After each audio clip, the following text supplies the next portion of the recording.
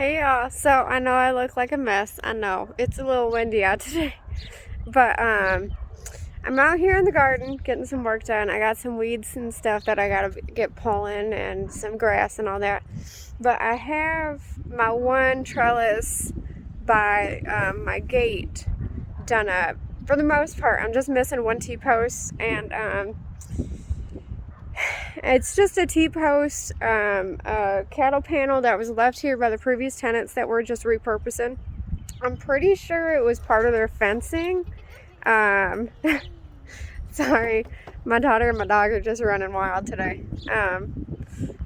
And I just wanted to quick show you how I got that. Now, what I can do too, my husband's got to go get more T-posts. He's probably going to do that today after work. So in the meantime, I'm just going to work on the weeds to get everything ready. But what I'll do is when I'm ready to put that in, I'll record so y'all can see how I'm supposed to do that. But I can show you really quick what I use for all that. It's actually really easy, but you do need some arm strength. And if you are short like me, like I'm only 5 foot. Even with my boots on, I'm only about 5'2", 5'1", so I'm not very tall. Oh, here comes our neighbor. So there's a way to do it if you're short that makes it easier. And so let me show y'all real quick what you use. So this is just a T-post driver. And so it goes over the top of your T-post here. Yeah, on this end right here. And then you just hammer that sucker down. So you got to be able to use your arms. You do. So if you have any type of arm issues or arm mobility, see if you can have somebody help you. I know you can use like mallets and a piece of wood or something. But I've been using this the entire time, and I have 1, 2, 3, 4, 5, 6, 7, 8, 9, 10, 11, 12, 13, 14. I have 14 T-posts, not including the 3 I put on the other side of the fence. I'll show you. See right here? So you got 1, 2, and then 3 right here. And it's a good workout. The first couple times you do it, you're gonna be sore, but you get used to it. You get a rhythm down. You get used to it. So let me real quick show you one. So you can see I have my 2 T-posts here. So you got 1, you got 2, and then you have this big old arch trellis. And then see, the fence is all done. My husband, he was so sweet. He finished the rest of it for me the other day because my back was hurting from bending over to do it. And so I got one here, and I'm gonna get the more heavy duty zip ties. And I know, everybody's like, oh, zip ties, but we're gonna have this up for a while, and I can always repurpose those into markers. So this is the side right here that I need. Let me zoom out. That I need. So right here is where I need to get that attached to. And what I was gonna do, I was originally gonna take this and staple it to this side of the fence post, but my husband doesn't seem to like to put things back in certain areas, and so I went down to his workshop to find the staple gun, and it was nowhere to be found. I don't know where it is. But yeah, that's just a quick overview, and it's really easy to do, but you do have to have the arm strength. And if you are short, there is a way to do it. So what I do, I don't have a big T-post. Let me see if I can show y'all real quick with one of these small broken ones I got. And we're just gonna pretend because I don't have enough arms for all that. So you have your T-post. Okay, I hope y'all can see that. And so all you do with that and the T-post driver is you lay this T-post out kind of like that. So you're going to have that at an angle, and you're going to just walk it back. So wherever you have this on the ground is where you want that post to go into, and you just lean it and then walk it back. Ooh, it's getting windy. And that's it. So it's actually real easy. Probably going to do just a quick video on that, on how to actually get them in and how I secure them. Probably today, probably later tonight. hopefully the weather holds out. It is a little bit chilly and windy. I'm a little bit more cold than usual, but I had some hose mishaps happening earlier. I thought my husband had put an off switch near our hose reel box, and he did not. I was unaware. So I got switching out switching out the hose heads into oh my god, if I could talk, slow flow one to be able to use for my plants in my garden without hurting them. And I did not know, so I got soaked. I'm still a little bit chilly, but not too bad. Hi, Linda. Our neighbor's out.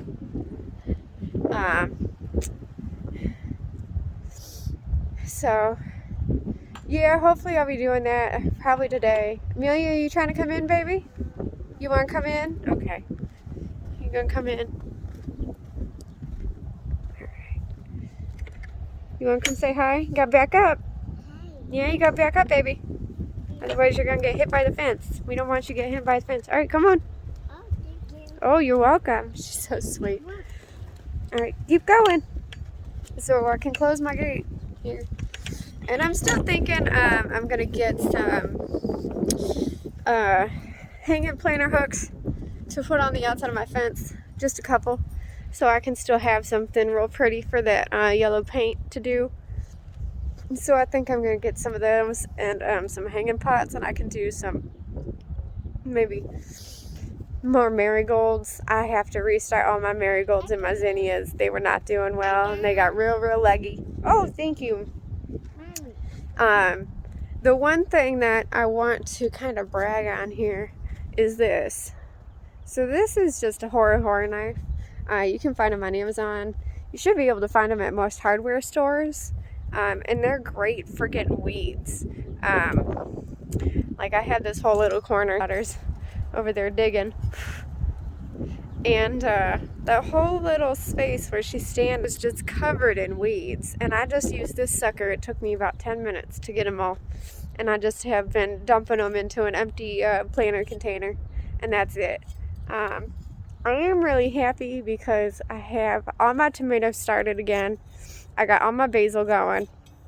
And I noticed this morning when I was watering those that my lemon drop basil is starting to come through. I saw a couple green leaves on that. It's still real tiny, you know, but and then my was it my spicy bulb saver? Something like that. The one that I'm keeping in my kitchen. I got that going, and that's got about the same thing. So my tomatoes are probably going to be a bit longer. The general germination for those is anywhere from 7 to 14 days. And it's pretty chilly here still. Today is going to be a little bit nicer than it has been all week. It's supposed to be about 60 today. But I'm not expecting anything spectacular to happen to my plants because of the weather today. I'm just not. And then hopefully this week what I'm planning to do, working with here. So see how it's just kind of all overgrown and overrun, and then along the fence here you got all that, and then my tomato cages and all. No, you can't have this one. This one's sharp. I'm sorry, sweet girl. You can use that shovel though. Yeah. Yeah, go ahead. So I got my tomato cages, and then another roll of the cattle panels. Tomato cages I'll end up using for my peppers. There's a really big one in there. I don't know where we got that, or if that was left or what, but I know we had a few when we came that we brought with us that we used last year. We were trying to get some pear tomatoes, and it didn't work quite as well as I had hoped. And then we used them for our peppers, and they worked great for the peppers. So I'm planning on doing that again this year for the peppers. And then also doing just a vertical trellis. So instead of it arching like this, you know, you see how this one has an arch to it. And I'm probably going to grow beans on this. You know, see, you know, you got that nice arch to it. Instead of that, we're just going to do... Oh, you found a rock? How cool! Are you sure it's a rock? Are you sure? Let me see that. No, I don't think that's a rock, sweet girl. Thank you, baby doll. Yeah, this ain't a rack. I don't know what the heck. Don't know what that is. So instead of doing the arch, all I'm gonna do is do a strip, a T-post. So we're probably gonna do 3 or 4 of them. So 2 on each end, or 1 on the ends, and then maybe a couple in the middle, depending on how long we do it. And just roll it out so it's a flat vertical, which will be real nice because I can use that even for some of the smaller tomatoes. Like you can get tomato plants. Yes, baby, that is a big rack. No, that's all for you. That's for you. I don't need a rack. Thank you though. So you can get dwarf tomato plants that get about 4 or 5 feet, which is small. I mean, some of these tomato plants, you can get them anywhere from, you can get them 8 feet, 10 feet. I've even heard people getting their tomato plants up to like 12 feet. I think it was Jess from Roots and Refuge. She got like a 12-foot Dr. Witchies or something.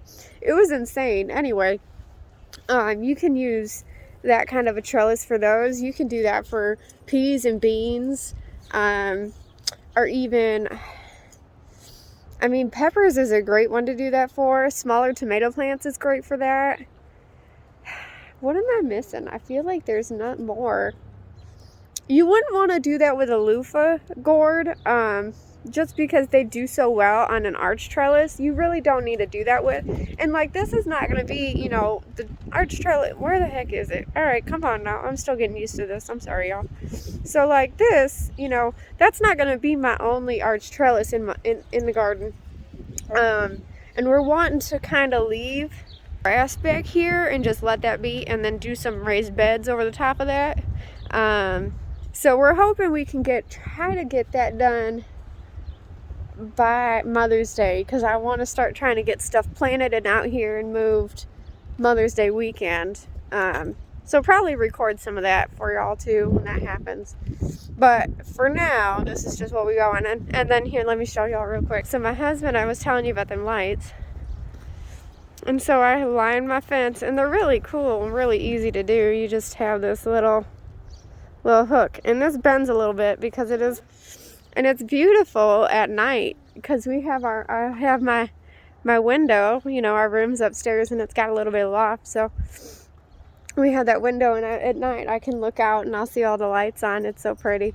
But probably gonna move where I have those solar panels at, probably do a bit more of a makeshift high post with a T-post for those, to get those to sit where I want them without being in the way.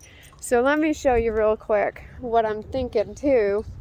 And I'm just kind of talking, thinking ideas. So we have to plant the taller stuff on the south, which this whole fence here is the south side. So I have a 50-foot south side workspace I can choose. And I'm thinking doing all my corn here. And then CJ, in that last video I showed y'all, he got a couple blueberry bushes, and I'm thinking of just here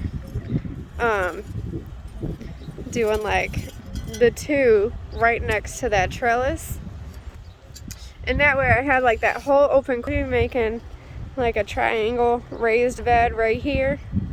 And I think that'd be really nice because we could do a really quick, easy, like tea garden right there in that corner, and that would be pretty much left alone.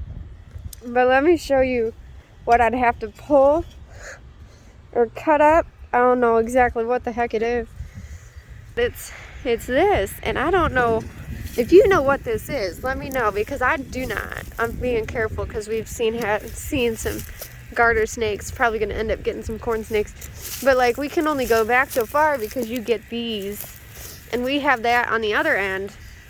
Hi, sweet girl. You looking at the plants too?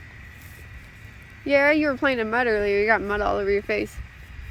You're so cute though. I don't care. But we got this. I got it done. Those front beds are just a mess. I might not even get to those this year. That might have to be a project for the fall. I'm not quite sure yet. Or maybe in the summer when everything back here is getting going and ready and good and all that. Now, I did have to, with this arch trellis on one side, there was some some pokes and spokes and all that coming out. And I had to get that cleaned up so I could place my panel without it, first of all, hurting me in the midst of me getting it up. And two, so it was actually usable. Now something that you can do, I've seen done, and I had to do it on a couple of these. So this right here, it was sticking way out, and that was scary. You don't want that. Are you singing, babe? No, you're not singing? Sounds like you're singing. But what you can do, if you need a bigger spacing for your cattle panel, you can just cut one of these suckers out, and you can do every other or something like that.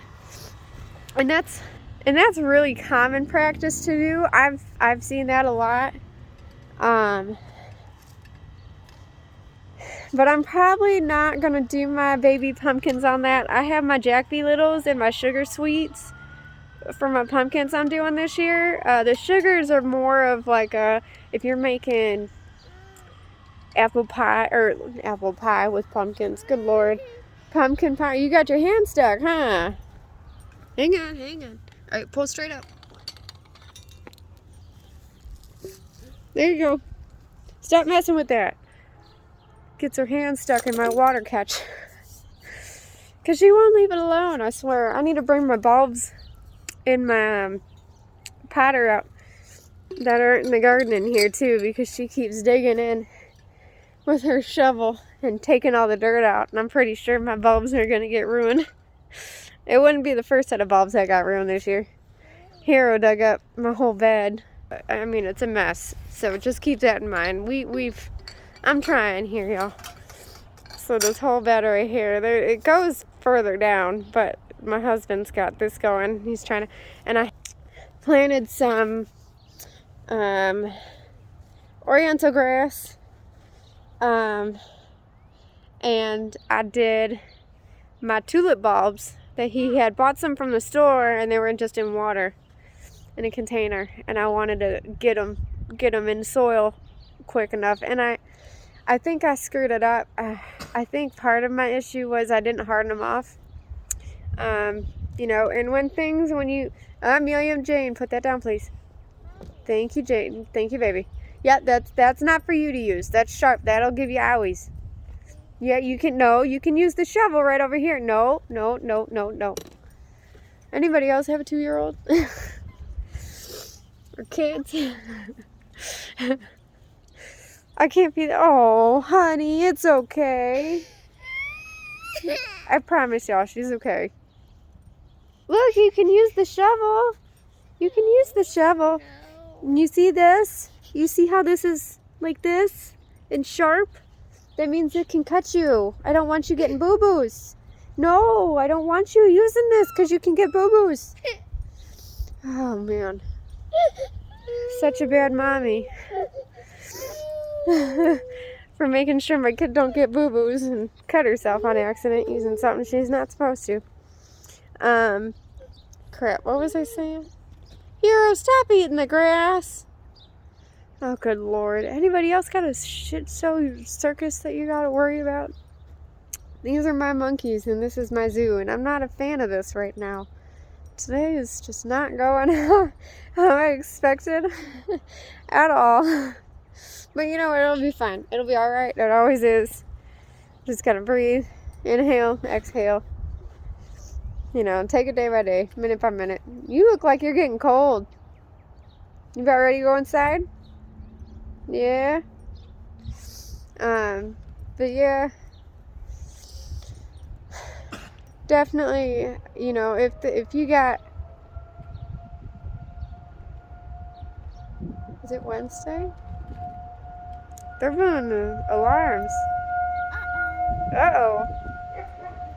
Alright, well, I guess that's my cue, y'all.